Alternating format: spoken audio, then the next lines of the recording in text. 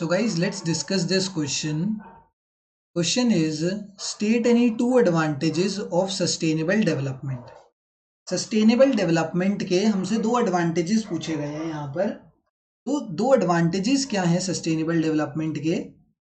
The two advantages are, first, it minimises the environmental problems.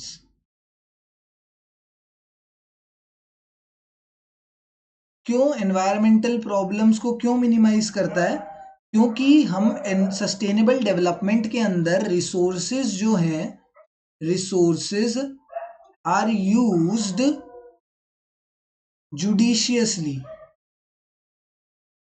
Resources are used judiciously. Judiciously का मतलब क्या है? Judicially या judiciously बोल लो, ठीक है. रिसोर्सेज आर यूज्ड जुडिशियली मतलब हम ना रिसोर्सेज को किस तरीके से यूज कर रहे हैं, ध्यान से. कि ये नहीं है कि भैया हमारे पास रिसोर्सेज हैं तो सब उड़ा दो.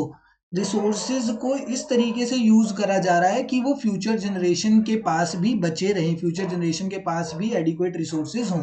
तो when resources are used judiciously, उनको ध्यान से यूज करा जा रहा है, तो जो एनवायरमेंटल प्रॉब्लम्स हैं such as environmental degradation. Environmental degradation का मतलब क्या होता है? जब हम रिसोर्सेज, सारे रिसोर्सेज को डिप्लीट कर देते हैं, तो ये प्रॉब्लम्स अपने आप कम होने लग जाती है जब हम रिसोर्सेज को ध्यान से यूज करते हैं. Second advantage is it provides